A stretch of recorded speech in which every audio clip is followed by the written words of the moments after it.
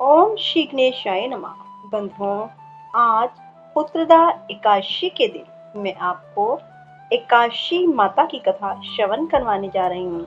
बंधुओं, सभी को एकादशी के दिन एकादशी माता की कथा अवश्य सुननी चाहिए। एकादशी माता की कथा सुनने से भगवान विष्णु प्रसन्न होते हैं और अपने भक्त के सभी मनोरथ पूर्ण करते हैं। बोलो एकादशी माता की जय, विष्णु भगवान की जय।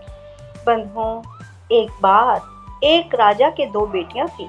छोटी बेटी एकादशी का व्रत किया करती थी। हर कोई छोटी बेटी की प्रशंसा किया करता था और बड़ी बेटी छोटी बहन से ईर्ष्या करती थी। एक बार पड़ोसी राजा का बेटा बड़ी बेटी को देखने आया, लेकिन उसे बड़ी बेटी की जगह छोटी बेटी पसंद आ गई। राजा की छोटी बेटी से बड़ी बहन चिढ़ने लगी। वह छोटी बहन को मारने के लिए नए नए तरीके अपनाने लगी। एक बार वह मटके में जहरीला सांप रखकर छोटी बहन के कमरे में रख देती है। छोटी बहन को पनघट पर पानी भरने के लिए ले जाती है और धोखे से कुएं में धक्का दे देती है। पर हर बार एकादशी माता उसे बचा लेती है, क्योंकि वह एकादशी माता का व्रत करती थी। बड़ी बहन बहुत परेशान हो गई कि यह तो किसी भी तरह नहीं मरती। तब एक दिन बड़ी बहन छोटी बहन से बोली, मेरी प्यारी बहन, हम सब की मृत्यु किसी न किसी तरह लिखी है। क्या तुम्हें पता है तुम्हारी मृत्यु कैसे होगी? तब छोटी बहन बहुत सीधी थी। वह बोली, मेरी मृत्यु मेरे पालतू तोते के गले में जो हार है उसमें अटकी है। यदि कोई मेरे तोते को मारकर उस हार को लेकर पहन ले तो मैं मूर्छित हो जाऊंगी। फिर उस हार को उतार कर रख दे तो मैं जीवित हो जाऊंगी। उसी रात छोटी बहन अपने पिता के पास गई।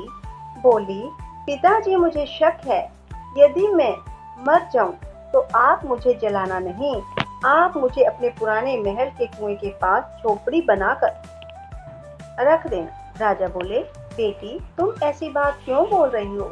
2-3 दिन बाद तो तुम्हारी शादी है। तब छोटी बेटी बोली, पिताजी, समय का कोई भरोसा नहीं। इस तरह शादी वाला दिन भी आ गया। शादी वाले दिन बड़ी बहन छोटी बहन के पालतू तोते को ढूंढती है और वह उसे कहीं नहीं मिलता। तभी दरवाजे पर बारात आ जाती है। वरमाला का कार्य संपन्न हो जाता है। फेरों की रस्म शुरू हो जाती है। उधर बड़ी बहन तोते को ढूंढ लेती है और वह उसका हार निकाल लेती है और अपने गले में पहन लेती है। वहीं छोटी बहन के 3.5 फेरे राजकुमार के साथ पूरे हो जाते हैं। छोटी बहन मूर्छित होकर गिर जाती है। उधर बड़ी बहन तोते के हार को खुद पहन लेती है। तब फेरों में सभी घबरा जाते हैं।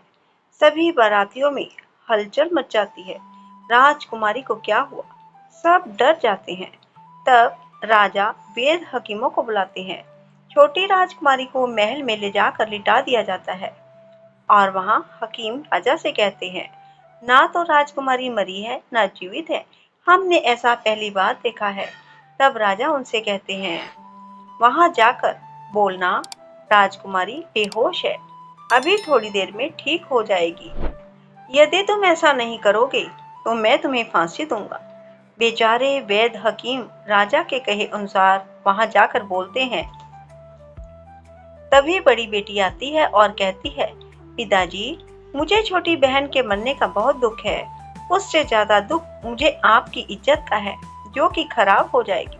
आप ऐसा करो, मेरी शादी राजकुमार के साथ कर दो, सब ठीक हो जाएगा, आपकी इज्जत भी रह जाएगी। तब राजा को यही ठीक लगा और राजा ने छोटी बहन के कपड़े पहनाकर बड़ी राजकुमारी को फेरों में बिठा दिया। पर राजकुमार ने मना कर दिया कि यह मेरी पत्नी नहीं है। मेरी पत्नी जब बोलती है तो उसके मुंह से फूल झड़ते हैं। लेकिन सब ने समझा बुझाकर उससे उसके 3.5 फेरे करवा दिए। तभी राजकुमारी ससुराल आई तो राजकुमार ने तो उससे बात करनी छोड़ दी। उसके हाथ से पानी भी ना पिया, उसके हाथ का बनाया हुआ खाना भी ना खाया। राजकुमार ने मन ही मन सोचा, मैं पता लगा कर रहूंगा कि मेरी पत्नी के साथ क्या हुआ। एक दिन राजकुमार दुखी मन से घोड़े पर बैठकर जा रहा था। घोड़ा वहीं जाकर रुका जहां राजकुमारी की अधमरी लाश थी। राजकुमार ने मन ही मन सोचा कि घोड़ा यहाँ किस कारण से रुका, कोई तो वजह है जो यहाँ घोड़ा रुका। तब राजकुमार घोड़े से उतरकर पुराने महल में गया। वहां एक चौकीदार था। राजा ने पूछा, यह महल किसका है? तब चौकीदार ने बताया, यह महल राजा का है, अर्थात तुम्हारे ससुर का है। वहां खाट पर कौन सो रहा है? राजकुमार ने उससे पूछा। तब चौकीदार ने कहा, यह राजा की छोटी बेटी है जो शादी वाले दिन अधूरी हो गई थी। तब राजकुमार ने कहा कि यह तो मेरी पत्नी है, इसके साथ मेरे 3.5 फेरे हुए हैं।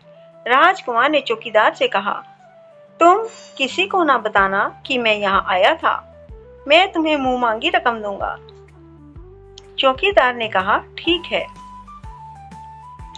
राजकुमार खाट के पास गया और बचे हुए 3.5 फेरे खाट के साथ ही राजकुमारी से ले लिए और वह रात को वहीं रहा। छोटी रानी रात को खड़ी हो गई। उसने अपने पास अपने पति को देखा तो वह रोई। राजकुमार ने पूछा, बड़ी अजीब बात है, तुम शादी वाले दिन मूर्छित क्यों हो गई? तुम्हारे पिता ने मेरी शादी तुम्हारी बहन से क्यों करवा दी, जबकि मैंने तुम्हारी बड़ी बहन को स्वीकार भी नहीं किया। तुम मुझे पूरी बात बताओ, तुम दिन भर तो मूर्छित रहती हो और रात को जीवित कैसे हो जाती हो? इसका कोई राज होगा। तब राजकुमारी ने अपने पति को तोते और हार वाली सारी बात बताई। यह भी बताया कि यह बात मैंने अपनी बड़ी बहन को बताई थी। एक बार मेरी बड़ी बहन ने मुझसे मेरी मृत्यु का उपाय पूछा, तब मैंने उसे पूरी बात बताई। मेरी बड़ी बहन मुझसे बहुत ईर्ष्या करती थी। उसने कई बार मुझे मारने की कोशिश की, पर ग्यारस माता ने मुझे हर बार बचा लिया। यह सब मेरी बड़ी बहन ने किया है।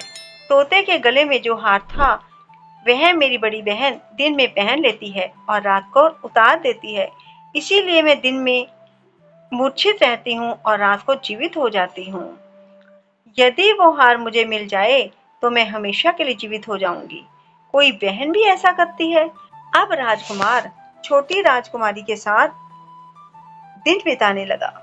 बड़ी रानी ने अपने सेवकों को भेजकर पता लगाना चाहा कि आजकल राजकुमार कहाँ रहते हैं, कोई खबर ना लगी। उधर छोटी रानी गर्भ से हो गई। एक दिन छोटी रानी ने राजकुमार से कहा, मुझे चाहे बेटा हो या बेटी, रात में ही हो, दिन में तो मैं मूर्छित रहती हूँ। पर एक दिन राजकुमार को किसी काम से बाहर जाना पड़ा और तभी राजकुमारी प्रसव से हो गई। तब ग्यारस माता स्वयं आकर उसका प्रसव करवाती है और उसके सुंदर पुत्र पैदा होता है। तभी वहां राजकुमार आ जाते हैं। उसने भी ग्यारस माता के दर्शन किए। ग्यारस माता बोली, ये मेरी परम भक्त है, और बोली, जब तुम्हारा बेटा 5 वर्ष का हो जाए तब तुम इसे अपनी पत्नी का हार लाकर पहना देना। देखते ही देखते वह बच्चा 5 वर्ष का हो गया।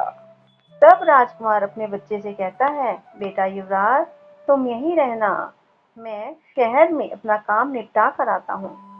तब बड़ी रानी के दास राजा को वहां से आते देख लेते हैं और बच्चे को अपने साथ ले जाते हैं। उसके 2 टुकड़े कर देते हैं, एक टुकड़ा चक्की के नीचे और एक अपने पलंग के नीचे रख लेती है। तब वह ग्यारस माता को याद करती है और ग्यारस माता भीख मांगने के लिए बड़ी रानी के महल में आती है। तब बड़ी रानी अपने दास दासियों के हाथों भिक्षा भिजवा देती है, पर ग्यारस माता कहती है, मैं तो तुम्हारी रानी के हाथों से ही लूंगी। तब वे जाकर उसे कहते हैं। तब बड़ी रानी खुद उसे भिक्षा देने के लिए आती है। तब ग्यारस माता बिल्ली का रूप बनाकर अंदर जाती है।